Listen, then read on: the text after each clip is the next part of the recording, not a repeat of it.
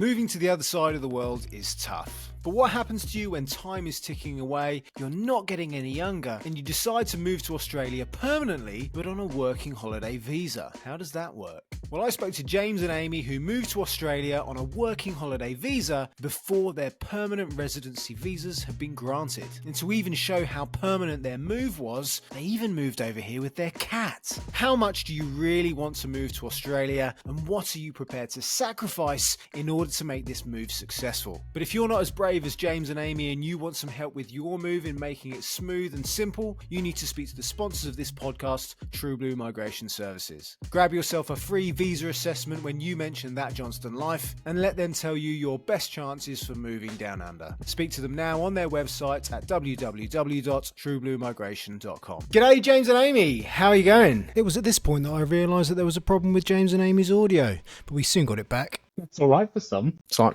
habit now, straight out. Six? Why? What do you do for a living, James? Come on, tell us why you are needing to be at work until 6 o'clock. So I am a social media manager for a video game company, which means that I have to create stuff and do things and monitor the internet all up until 6 o'clock just to make sure everything is working as it should do. Now, Amy, you seem a lot smilier. Did you finish late today? I was supposed to finish at 4, but carried on working till 5. So my work-life balance is definitely a lot better here. Oh, so hence the smile. What do you do?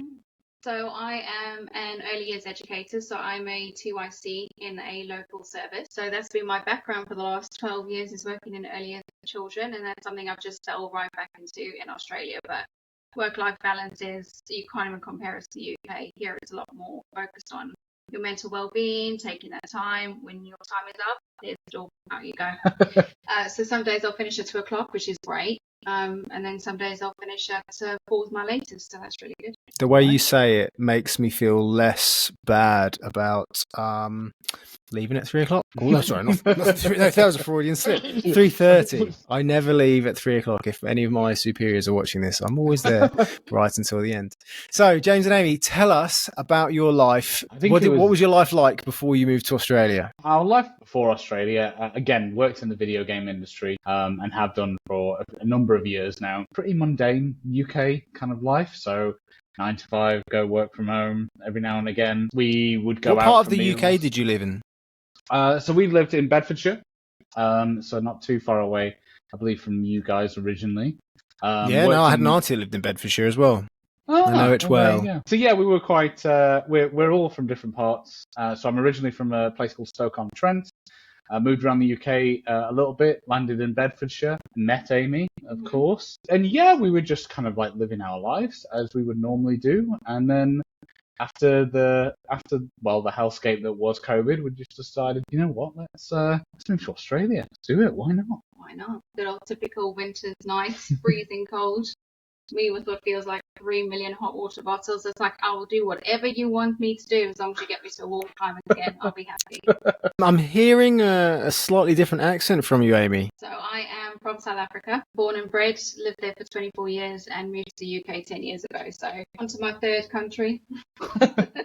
Which one's your favourite so far? It has to be Australia. It reminds me of South Africa when I was growing up. So the climate's the same, friendly people, big open spaces, and I feel home here, if that makes sense. Because I know you posted on your Instagram once about, it was a video you did with Sam about being home and what you refer to as home. So South Africa will always be home to me because that's where I was born, that's where my family is, and the UK was just a bit of a stopover. But since being here, and we've been here for how long now? It's only a couple of months. Yeah, about going on 4 months. Yeah. I feel home. I feel like home. In the UK, I never felt that way. I've had a bit of a roller coaster of emotions sort of being here now, what is it, nearly 4 years.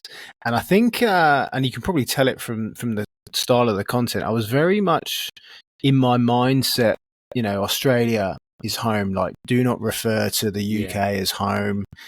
Very much, I've got one of those mindsets where if I know I don't want to go somewhere mentally, I just kind of block it out. That's just the way I cope with things. And it's taken me until now to kind of realize that it's okay to have multiple homes, which is why I kind of, it was a bit of a loaded question for you. I was interested to hear what you said. Like, within reason, not within reason, it's absolutely acceptable to have 3 homes. In your case, 1,000%. you can have homes for different kind of reasons. I've always said that home is where my family is, and my family is with me in here. So I'm home.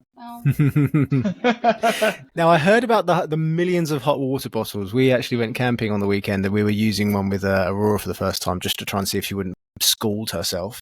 Yeah. Were there any other reasons apart from the warmth that were important in driving your move? We need to kind of go back a little bit here. So I visited Australia a few years ago, 10, maybe 15 years ago at this point, and absolutely fell in love with the country, fell in love with the lifestyle, just fell in love with what the other side of the world can bring you, the food, the clocking off at 3 o'clock, half 3. The being by the ocean as well. I absolutely loved it. I was at the stage of my life where I didn't necessarily know what I wanted to do, so I kind of thought, okay, yeah, let's go to Australia. Let's do this. And unfortunately, life just didn't quite go that way anyway, as it does for a lot of people. So settled down in the UK, going through different jobs, different careers, found a career in the gaming industry, which is amazing, and it has allowed me to travel and do some really cool stuff with really cool people. And then, probably similar to a lot of people listening to this podcast or watching this podcast, after the COVID pandemic, after the up and down in the UK, are we in lockdown? Are we out lockdown? We're out of lockdown now, but it's raining and it's cold. Are we happy here? And we both had a conversation and kind of said, we don't really want to settle in the UK. And at this point in, well, certainly my life, I mean, we are mid-30s now, mid to late 30s. Yeah. We thought that dream had sailed and had gone. Turns out it hasn't. So yeah, we got in touch with a migration agent and thought, just out of interest, can this happen? And it turns out it can. So 2.5 years later and 4 months in Australia, Here we are. In terms of kind of coming here and why we wanted to do it, I think obviously the weather was a huge factor, hence why we're in Queensland, of course, although it's been raining for the past, what feels like 7 years. We've had a wet winter. So if you've been here 4 months, that means you would have got here just after Christmas? So we landed in February, so we got the back end of the heat wave, shall we say, the humidity. Oof. Yeah, no, that's something else to get used to.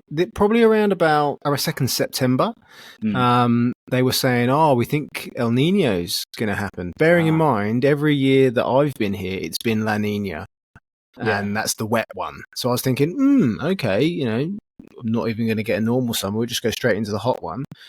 I think it was maybe 3 weeks into the summer, and then it started raining. They were like, I think it's going to be La Nina again. So I'm just sat here I'm just waiting for a reasonably dry summer. But we're subtropical, so you're always going to get a little bit of wet anyway. The horrendous humidity is just something that you get used to, and you learn to either live inside or live near water to keep you cool down. But you'll be in for a nice surprise over the winter, because it's not like any other winter that you kind of think of. It's chilly. You'll probably be feeling the chilly nights and the chilly mornings, but during the day, you sat there and you're like, didn't really need to wear those long pants.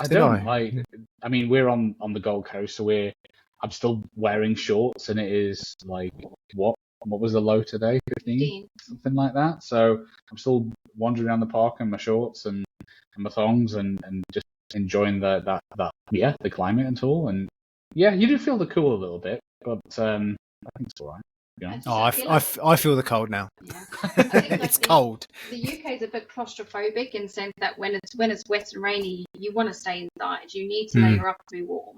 Whereas when it's rainy here, you don't need to layer up. You're not stuck indoors. You can still go out and do stuff. So it's a different type of winter, like you said. So, I don't mind. Right. The rain as well, I find it's kind of, you get it and it's done. Rather than the persistent rain. Yes. Very rarely do you get a little bit of persistent stuff, and then I'll get the usual comments from all Australians that know me. They're like, aren't you used to this? I'm like, mate, I've been here for nearly 4 years. When do you stop getting used to stuff? Right.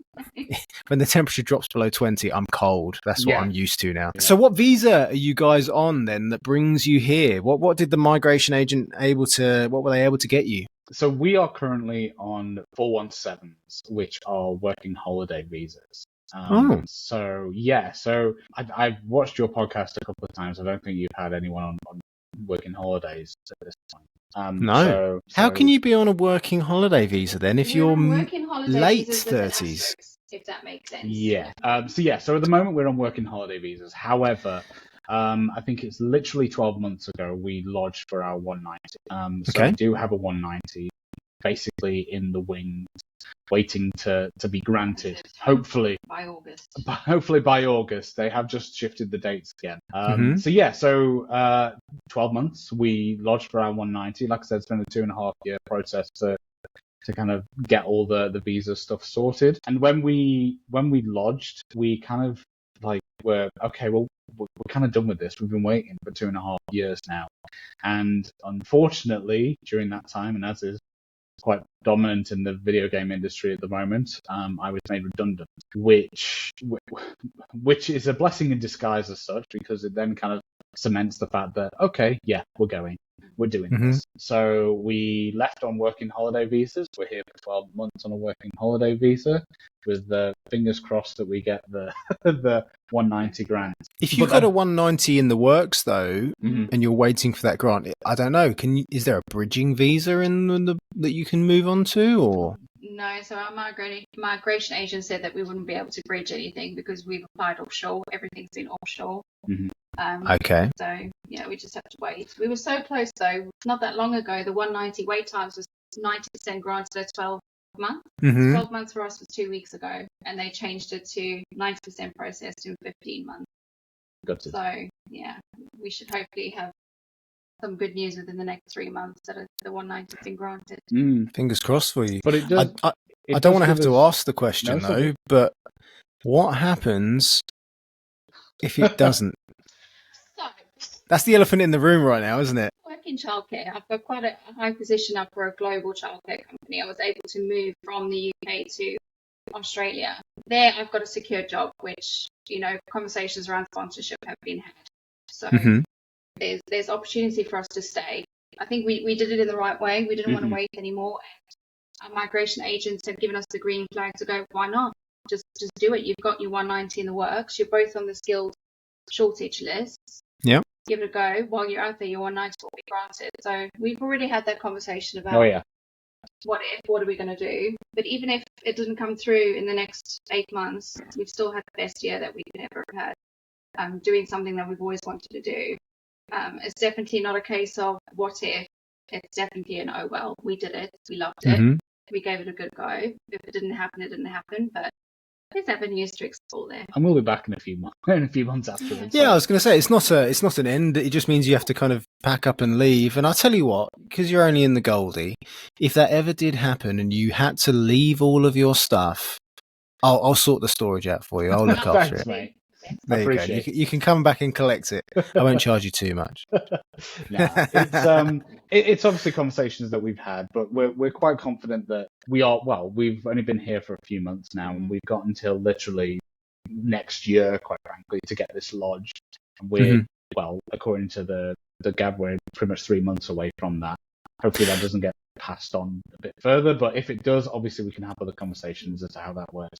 Here's something there that I've just asked. I've just thought about rather than asked. So I'll ask you now, because obviously you've got your working holiday visas before the age cutoff. Is it a thing though? You, as British people, I mean, this is the bit where I don't know, Amy. Do you have your British passport? Could you? There you go. So, aren't you entitled to keep rolling on your working holiday visa? So you can apply for a second year, and then you can apply for a third year. I can, because I'm a little bit younger than James. Whereas James yeah, no, but I thought that as long as you had it before you're 35 and you're in the country, then it doesn't matter. So, like, as long as you got your first one before you're 35, so you can be as long as you don't leave, because that's the thing with the working holiday visas, isn't it?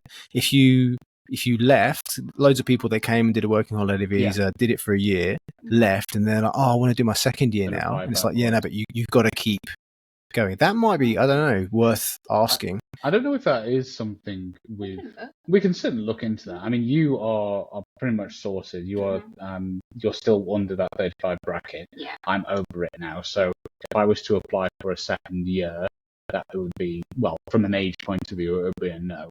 Yeah. But because you're here now and you've already had your first one and you're just asking for, because that's the thing. I was under the impression that as long as you were here before you were 35 on a working holiday visa, you could keep it and you could extend it for another 3 years. I don't know the answer to that now because, weirdly enough, I'm not a registered migration expert, and that's why you shouldn't give out visa advice. But we're just having a conversation, we're just chatting. You can then go and ask your agents, and you can hopefully get the answer that you kind of want to be able to hear, just in case you have that contingency. Yeah, I'm unsure about that. I've been doing a lot of reading up, and I've not seen that's been stated. But again, it could change by then. I mean, into a new financial year, new rules being made as they go along. But it was certainly something to look into. But I think the one thing that is a thing is you don't have to do the farm work now as a Brit. So yeah, we were very lucky. In fact, we were very lucky kind of getting work to begin with. Like, I'd done a lot of research and made a lot of connections before moving here, and I was very lucky to land the role I'm in pretty much within a few weeks of us landing, which was really good. And granted, yes, I'm only able to work for 6 months, but that also means I can then work for myself for 6 months if that means I have to get a new job. You're already sorted. You pretty much got a stable. No restrictions on a working holiday visa for people working in a critical sector. Childcare is classed as a critical sector, so I don't have any work restrictions on my visa at all. So I can just work with the same employer for my entire duration of my visa. So it's consistency, which is really good. Very good to know. This also does mean that we don't pay as much tax as well. So that's a good thing. However, there have been some restrictions. So obviously, finance, we're not able to get a car yet. We're not able to obviously look into buying a house or anything like that. That's always a bit fun. But yeah, so there has been some downsides to it. What has been the biggest challenge then so far? Just, I don't know, being on a working holiday visa or just being in Australia in general? That's a tough one. We were chatting about this beforehand. I think we've had a bit of a reality check since moving down. So we kind of like took the leap, and unfortunately we don't have any. We didn't come out with any assets. So we don't have any kids. We don't own a house or didn't own a house. So we kind of came off with some savings that we kind of came in out of. Luckily, we had enough. But once we kind of landed and had, landed straight into a hotel, we didn't have anywhere to go to, didn't have any roles to go to, and obviously didn't have any homes to go to at all. Like, certainly finding a place was quite, I wouldn't say difficult, but it was certainly challenging. I think a lot of people at the moment are saying that finding a house in the Gold Coast or in Queensland or anywhere in Australia at the moment is difficult. And I wouldn't say it's difficult. I'd say it's challenging. There's a lot of houses out there, certainly to rent, but unfortunately the prices are going up and there's a lot more people going for them. Did you rent in the UK? Yeah. How do you compare that then? Is it harder, difficult, same? I've never had to apply easier for a property before. I found that here they wanted to know who you were as people, not just about your earnings. They wanted to know your interests, your hobbies, and I thought that was a bit, coming from stoic England where they don't want to know anything about you, just pay your bills and we'll leave you be. That was a bit of an eye opener for us, but that I found was the biggest difference. Yeah, I think so. I think everything else has been pretty straightforward. I think not paying the council tax, that's always a blessing. It's always a blessing. Having everything that is now kind of. You don't also pay water, I think, as well. No, we do. Oh yes, we do. We do. Yeah, we do. Yeah, so I think that's different for different landlords and kind of issuers. But yeah, it's there are certainly a lot of differences. Like certainly the biggest one for me is just how things are weekly, fortnightly, and then trying to figure out where your pay sits in between that, so you can then figure out, okay, well, I've got this much for then, and then we need to go here, but this I'm only getting paid for nightly, but then this is monthly. So kind of juggling that has been interesting, but we've been able to do it quite happily. So the apartments are nicer. I think you get better value for your money here, depending on where you go. We've seen some horror of apartments, but I think where we are now, we pay quite a steep price compared to neighbours. But you know, the spaces are bigger. It's much nicer. It's more modern. We have a swimming pool that we have access to. There's a gym access 24 hours. You know, secure parking. I think it's in a really nice, you know, part of Southport where we are, and I just think we could never get that in England for what we pay here. Ever. 1,000%. Yeah, we'd be looking at double the price. So easy. For those people that are listening back in the UK that want to know, how much does I'm 2-bedroom, 1-bedroom? Yeah, 2-bedroom. How much does a 2-bedroom apartment in Southport with a 24-hour gym and a swimming pool? What does that cost? So you're looking at $710 a week, but okay, and that's really affordable. I get paid every 2 weeks, and I said to James when I got my first paycheck, going, this isn't right. I've removed all of my bills and I've removed what I owe for the house. I've still got money left. This isn't right. That's just one. I think you might be the first person to work in childcare that's, you know, that's not normally something that people in childcare say, I think I'm getting too much money. And I just said, this isn't possible. You've got money now. I think that's a big thing for people coming from the UK, for any Australians to kind of understand what drives people that have lived abroad to kind of come here. And I think the biggest one is that, you know, we have the training, we have the qualifications to work in all of these professions that are, you know, by Australia's own standards, that are equal to theirs. You know, they'll allow us to do these kind of jobs, and then we got paid nothing to do them. And stuff wasn't necessarily that much cheaper. Lots of things were more expensive. And then to come here and to realise, I mean, my wages to go down a level were about 40% higher. And it's like, I mean, you are down a level where you are. I was a centre director in the UK, and then when I came here, there was no centre director positions available for the company I work for. So I accepted a second in charge job, and I'm getting about £10 more on a step down job here compared to what I was on leading my own nursery. Yeah. It's insane, but there's very much it's a big people culture here. Like, they want to look after you because they know that if they look after you, then you're going to do your job well. So let's pay you the extra bit of money. Let's look after you. You need to, you know, don't work more than 8 hours. Come on, have a break. You know, you can go. Here's this person to cover you at the end of the day. Off you go. It's just a whole different world. You never got that in the UK. Here's a good question then, because obviously one of the reasons why I became a teacher was because teachers' pensions in the UK were very generous. I'd never really spoken to someone about pensions in childcare, kind of early years sectors. Obviously in Australia, superannuation is mandated. You know, we all get 11% towards our superannuation. That's, you know, depending on who you speak to, is enough, not enough, you know.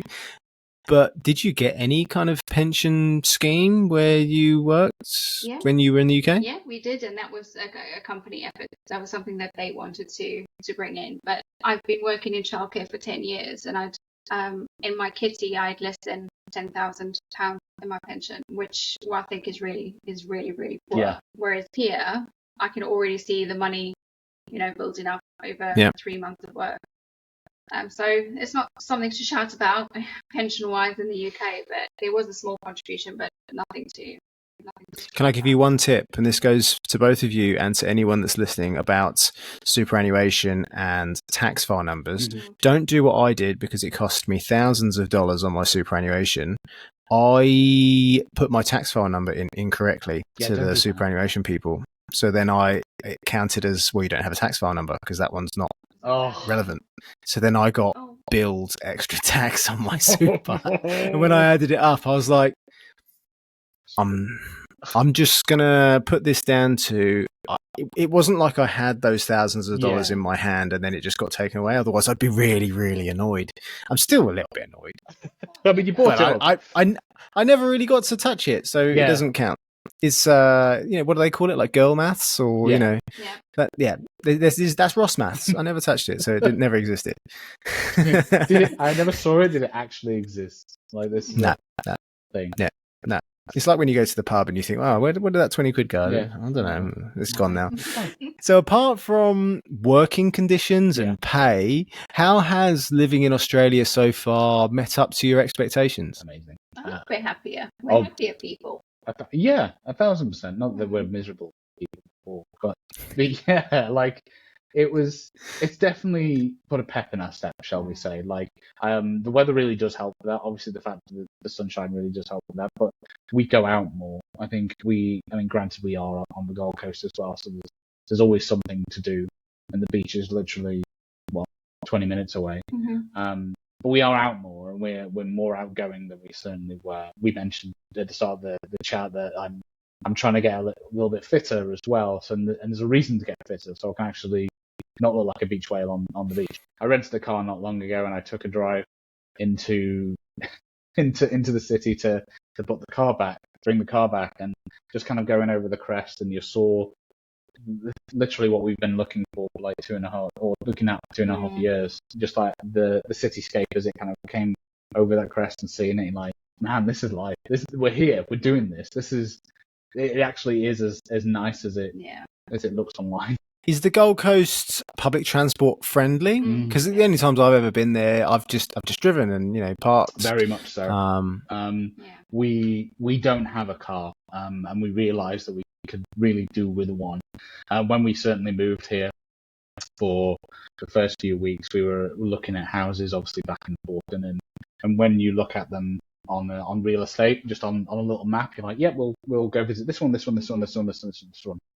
And then quickly realise that we need to, certainly on the Gold Coast, to get in from Broadbeach to Southport in 5 minutes is nigh on impossible. So we were back and forth quite a lot, and we realised that actually we could do with a car. The public transport is pretty good. The G is amazing. The G is fantastic. You work a little bit outside of the Gold Coast, so you're in Pimpama. Yeah, which is on the edge of the Gold Coast, but I take a tram and I take a train into work. So it's a 20-minute tram, straight away get off the G, and I'm on a train within less than 10 minutes. And it costs less than $8 a day return. So it's quick, it's cheap, it's efficient, it's clean. I mean, I love London, and I love the Tube and the Underground. So it does remind me a little bit of that, But you're not sardine. You're not sardined. There's plenty of space. We've been there on the G and peak time, like going home, and you can get a seat. It's very efficient. They are literally there right within the space of a few minutes. In Brisbane, the only times I've found any public transport to be busy is when there's a footy game on, and then everyone's just they're there for the footy. And But even to get to Brisbane, like, we've not ventured that far north yet, but like it seems pretty simple to do. We get on the G, you can get the train to Helensvale, and then straight up. Yep. Nice and simple, and it's very affordable, like you mentioned. My mum went to the Gold Coast to visit one of her friends while she was here, and I was working at the time. I couldn't drop her down, and she got the train from where we are in North Brisbane all the way down to, it was quite far south, and I think it cost her $25. Yeah. How much would it cost to do that geographical distance on the train in the UK? Well, even with a rail card, it'd be add a zero on and then call it into pounds, maybe. Pretty much. Pretty much. I mean, at the moment, granted, we're May 24, so the G at the moment only goes kind of halfway down the Gold Coast. It is being extended all the way to the airport. I think that's end of 25. Yeah, for the Olympics. Yep. So when you have to add the buses onto that, sometimes it sounds like a pain, but the buses again are really, really efficient. The drivers know how to use their brakes. They really they can slam their brakes, but they're really efficient. Like, the whole system works really well. Yeah, really well. Smooth. And granted, we've not really gone out of the Gold Coast much, but like, we're out and about, and we're able to get there within the space of like 15, 20 minutes, 40 minutes max, and we have a great time and then come back, and it doesn't feel as though we are miles from home. It's insane. I can definitely recommend if you a loose end of a weekend and you just want to rent a car, Gold Coast Hinterland, Oh yeah, Mount Tambourine, that's beautiful that's places, beautiful on the bucket places to list. go to. We've been iffing and on whether or not to rent a car in the next couple of weeks just to kind of do that Just and do do some it. Yeah, just do odds and it. ends. But yeah, we Yeah, really treat do want to yourself. do Tambourine. Looks beautiful. Once the permanent residency visas are granted and things seem a little bit more settled, what are the plans for James and Amy in the future? What are the plans? Well, I'm trying to convince James to let me hire a camper van so we can just start from one end and go to the other. Big plans. Yeah, I just want to explore it more. I mean, I was very fortunate that my mom was very good about taking me and my siblings on holiday in South Africa. So by the time I was 18, we'd been to every province in South Africa. We'd seen the smallest little towns and been to big cities, and I loved that. That's a big cool memory for me. So I'd love for us to do that here, to just explore what makes Australia Australia. Mm-hmm. I'm looking forward to making really good, meaningful relationships with people and friends. That was something I really struggled with in the UK, whereas they're so much more friendly and they want to know who you are, and they seem interested when they ask you, so what did you do this weekend? I'm finding our feet really, because I think for us this is our forever place. I think for me, making memories, and Amy's just nailed it on the head about going to traveling around the place. Like, this is being inspired to actually go out and do things that you wouldn't necessarily normally do when you're in the UK. Like in the UK, you kind of, I mean, granted, we were only about an hour outside of London, but I mean, that already seemed like an absolute trek every now and again, to have to do it. And then once you've done your thing, you then go, then you kind of come back. Whilst we're already looking into like buying a house at some point, and it's very inspiring, very inspiring. It's such a beautiful country. And whilst we love the Gold Coast, we want to see more of it. Not perfect. Is the Gold Coast the forever home place, or are you open to moving to different parts of Australia? Well, we've been down to New South Wales. So one of my high school best friends lives in Ballina, which is very north New South Wales, and she took us around. We went to Byron Bay. Mm-hmm. We saw wild dolphins, which was like a bit of a whoa. And we really liked Byron Bay area. That was quite nice. I never thought myself to ever be someone who quite likes quiet town living. And I saw Byron Bay and I was like, oh, this is, top tier of the list. I mean, part of the reason why we went to the Gold Coast was when we were originally looking at visas. The 491 was pretty much the main one that we were thinking of going for, because of the fact that we would have more points, it would just be more beneficial to ourselves. The 491 only grants you livable, workable access from regional places in Australia. So as we were, I mean, obviously I visited Sydney, so I wanted to go in Sydney. I love the east coast of the country. Whilst we were going through, just going through like pictures and videos and stuff like that, there was just something about the Gold Coast that really spoke to us. We both love that city vibe on the beach. But on the beach. You don't get beach city vibes in Brisbane. No, I mean, we were looking into Brisbane, and I still think that Brisbane is certainly an option for us. Depends on obviously finances, how the market's going at the moment.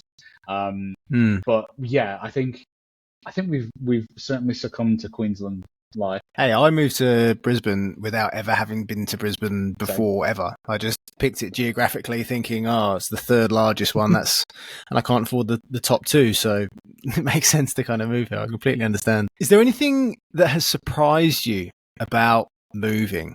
I mean, you sound like some very clued up, knowledgeable people that have done your research well in beforehand.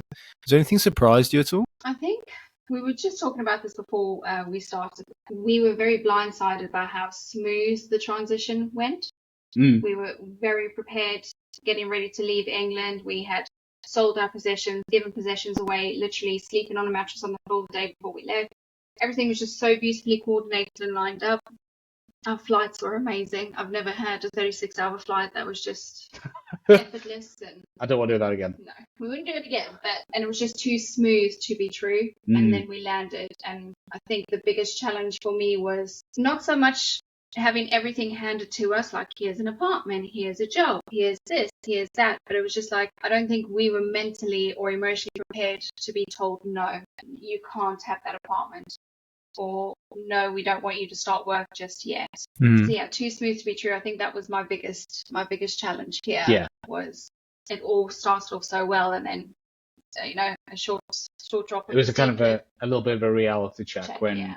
we kind of came in, and we mentioned before about we literally came into a hotel. We'd not been able to secure an apartment before, so we booked like a couple of 2.5 weeks in a hotel on the Goldie. A couple of viewings will be sorted. Yeah, as I mentioned, we were going back and forth on the Gold Coast, literally probably seeing 4 or 5 apartments a day. How many do you reckon you saw in total? Oof, I want to say it was just under 30. Under. Wow. So just under 30 apartments, and there were some absolutely beautiful ones, and there were some that were like, oh, okay, that's interesting. That's interesting. And I mean, luckily enough, like this, we actually got our first rejection within that first week, and it was the place in which we're staying in now, actually. So basically, we hadn't got any jobs lined up to go to yet, but we did have enough savings. So kind of our plan was, okay, let's secure an apartment. We can give X amount of months up front. So that then gives us some time to try and secure work. And unfortunately, that wasn't necessarily the case. That's fine. You've got the money. That's not a problem. But it's more or less the security for the landlord. And that's the main reason why we got rejected. And I think as soon as we saw this place, we loved it. First and foremost, it was in our budget. Secondly, it had all the amenities that we were looking for. It was modern. It was clean. It was kind of like that's exactly what I'm looking for. It reminds us very similar of where we live. Previously, yeah, in Bedford. So to get that no was, and granted, we were in a hotel for another week. We hadn't booked another hotel. We hadn't got anything else. So we got that first no within that week. It was a bit heartbreaking. It was, oh, okay, wow, we're not quickly running out of savings, but we've got. We now need to be extra mindful, and we weren't ignorant to the housing crisis here, but I think it just, to hear that first no, we don't want you. And then to have it consecutively 20 times go, no, rejected. And I just remember looking at James going, what are we going to do with Bagel? Bagel's our cat and he was in quarantine. And he was due to come out of quarantine within 2 weeks. Yeah. And we were like, what are we going to do with our cat? He can't come into a hotel. And then it was just that big stumbling block. And then everything just fell into place again. And the smoothness has continued. I was lucky. Then a few days later, I received an email saying, hey, mate, do you want to do a contract with us for a couple of months? Which has then allowed us to go, excuse me, come back here. Excuse me, we've got work here. Is that okay? And everyone here has been absolutely wonderful. And they wanted us, but they couldn't necessarily secure because they haven't got the funding. So we managed to secure this really quickly. I think one thing I will say is, despite you being in a huge sector that is kind of crying out for people, it took you a while to kind of lock in that role as well. Yeah. Amy, obviously working in childcare, you would think, oh, she'd snap up a job really quickly.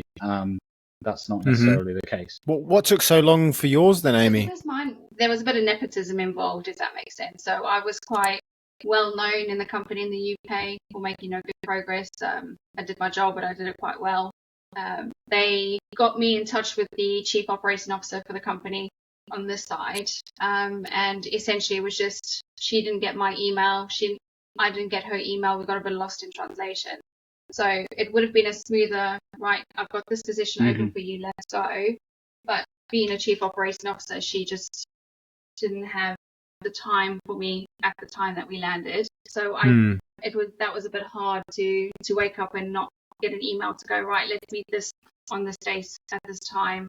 So I signed up to an agency, but then even the agency work was few and far between, and it would be in really remote places that I couldn't even reach even by public transport. I did try once. It took a tram, 2 trains and a bus to get to a position, and I was just so overwhelmed by the whole process. I was like, I don't think I could keep this agency work up. And then the next day I woke up and there was an email from the COO going, I'd like to meet you in a couple of days, let's go. And then I just essentially had my interview and walked back into the company that I'm with. But I think it was just a little lost translation going on there with different workloads. And I think it's also a little bit of Queensland time. Things don't happen quickly here, and it's a little bit of a culture adjustment. Just getting used to I think it's a greater way of living to be slower? Like, why do things need to be that quickly? Be on your, But in the first few months, when you're not used love to to it, be on your wavelength at the minute because it drives me nuts. It really does drive me nuts how they stay very slow when they take their time to process things or to get an answer back to you. Yep. And I think that's just the English side of me.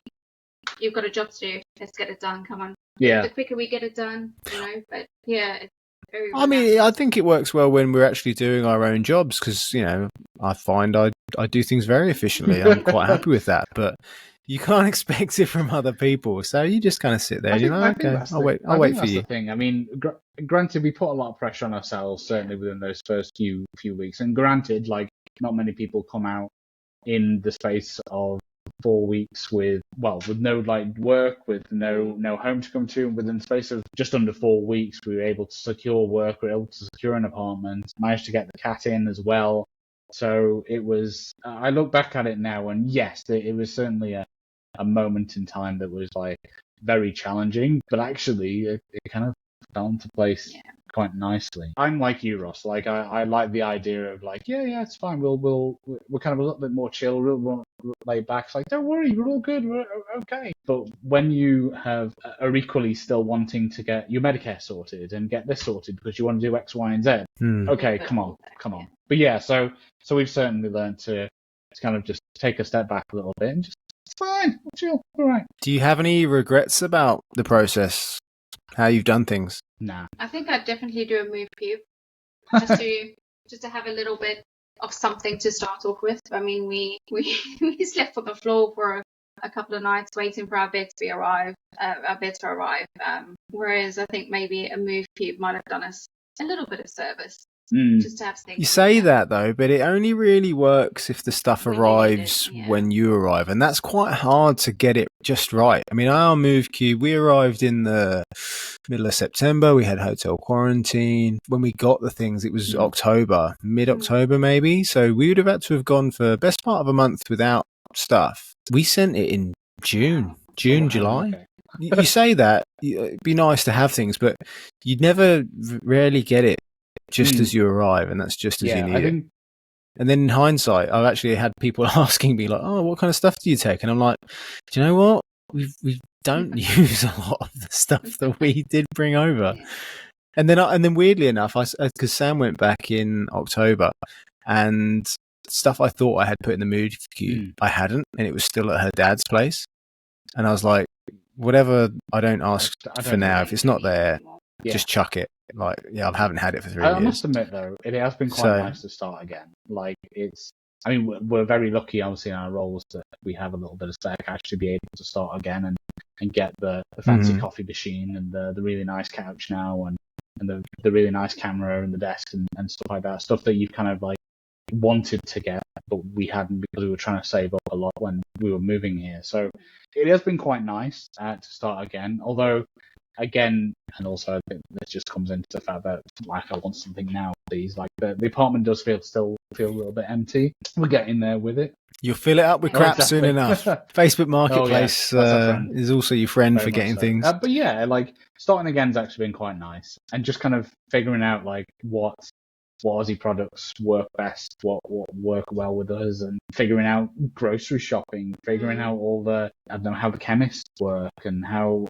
Medicare works and this, that, and the other. Like the new kind of embedding yourself within that new culture as well really works well with. From my point of view, there certainly wouldn't be anything we would change. Do you have anything, I mean, I don't know if you've talked about this yet, but do you have anything that would make either of you or both of you want to move back to the UK? No, not for me, because I've got family scattered everywhere. So it's not like it would be a family matter that would make me want to go back. I'd go back for a visit, but I don't think I could see myself or see us permanently moving back and resettling down.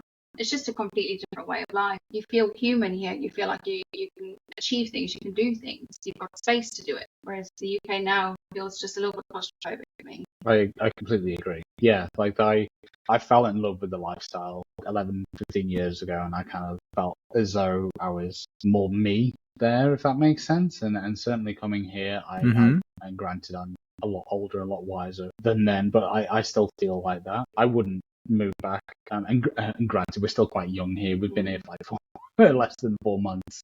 So I think one thing I did say to some friends and families, like it's all the amount of effort you put in to stay in touch. Obviously, technology is amazing. We talk to our families quite regularly, friends quite regularly. There's some friends I have lost touch with, but I mean, unfortunately, that's just life, I guess. I mean, I don't know whether or not I have lost touch with them, but it's just a case of like busy schedules and time zones, etc. But we feel like, and it sounds really silly, but we feel like we belong here. That's a very powerful statement. That I had the same feeling, just even chatting to Australian people that you kind of meet and associate with, and you're like, "Whoa, why?"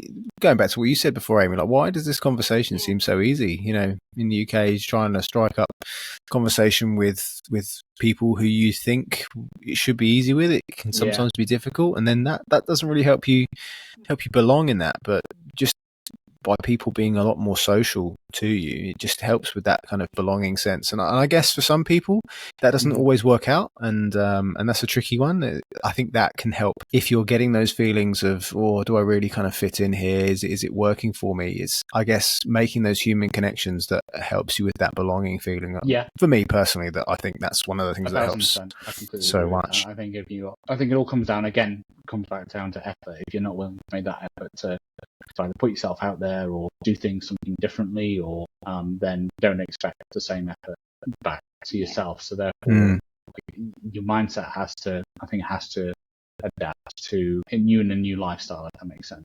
So yeah, it's a tricky one, and we do see a lot of people who have made that journey and not necessarily wanted to do it or decided to go back, and you do what's right for you. But I think for us and our family, we're very happy here. Yeah. If you could do it all again, is there anything you'd change? First class. Treat yourself. 3 flights and a half. That was the thing. I think you mentioned the move cube, and I see your point in there. We didn't go for the move cube because we thought we didn't have things to put in it. Yeah, we were adding an awful lot. Why are we paying £1,000 for a kettle? Bagel obviously was one of the biggest things for us. He was quite expensive to bring over. Very expensive. Yeah. How much did the cat cost? $1,000 Aussie. Oh, okay. Aussie dollars. Well, okay, I was thinking £11,000. Yeah, it was 5k. Yeah, it was 5k. So it was just under 11,000 Aussie dollars. He's part of the family. He's only young, so he has to come. That was one of the non-negotiables for us. He's coming, despite the endless amounts of bites that I get. It'd be nice to have more money to go over with, of course. I mean, and of course, like finding the job, etc. We were discussing whether or not we would go out on working holiday visas again. I certainly would. We've been waiting 2.5 years to do this and put our life on hold pretty much for 2.5 years. Didn't go on holiday. Saved up pretty much everything to kind of do this, and I didn't really want to wait any longer to kind of move over. And I mean, obviously from circumstance, I kind of couldn't really. I had to apply for a working holiday, otherwise I'd lose it. What advice do you have for anyone else that's considering moving to Australia, perhaps considering moving to the Gold Coast, perhaps even is getting to that stage where the clock is ticking and, you know, do I apply for that working holiday visa just before I'm not eligible to it or for it anymore? What advice do you have for those types of people? Is eligible, they should definitely do it. They should go. They should go out. Yeah, I think one of the main reasons why we wanted to come out, obviously we didn't want to wait any longer, but we also wanted to start our life here. We've done so much research now that we're kind of, we know what we're looking for. We know the coffee shops that we want to go to. We know these things. We'll just go to them then. So don't wait. And obviously there's a lot of financial reasons to obviously wait, etc. But certainly do it. If you do have the opportunity to go. I think if anyone wants to come to the Gold Coast, a bit of advice, it's a lot bigger than you think. It really is. Public transport is really good though. I'll have that. And the beaches are exactly what you expect them to be. They are amazing. Yeah. That view of the skyline. I mean, driving over to see the skyline, I'll never forget that. The Gold Coast obviously has a bit of a party reputation. We don't necessarily see that, but it is a beautiful city. There's some amazing opportunities and amazing people and experiences. There's always something to do. And I think, you know, if the thought is in your mind that you want to try something, do it. Why wouldn't you? Yeah, why wouldn't you? Life is short. You know, very quickly I got stuck into a routine of working 55, 60-hour weeks and accepting that was my life. You know, working with difficult parents or, you know, high staff turnover or not meeting expectations set out by your bosses or your company, that very quickly becomes your life, and you just become sectioned to a cubicle. And what kind of life is that? We had that chat on a cold winter's night. Let's do it. Let's give it a go. 2.5 years later, James was unfortunately made redundant, but that just literally lit a fire up us. Let's go on a working holiday visa. If it doesn't work, we've had a great time. We tried it. We haven't got any regret. That's something that's completely changed my perspective coming here, is that you don't have time to regret because you're too busy living. Thanks, James and Amy, for sharing your journey with us and telling us what it takes to risk everything and move to Australia without a permanent visa, but just doing it on a working holiday one. If you want to see more of James and Amy's journey, then check out all of their links in the description down below. And if you want to see more of what our life is like, then check out our YouTube channel, That Johnston Life. And if this story about risking it all in search for a better life has given you some inspiration, then remember to speak to our friends True Blue Migration Services and let them tell you for free the easiest way of living out your dreams in Australia. I know personally, over the last 4 years of creating content about moving to Australia and running this podcast, we've been able to help hundreds of people realise their dreams. And if you don't believe me, follow the hundreds of positive Google reviews and fill in their free visa eligibility assessment at www.truebluemigration.com. And I'll see you next time.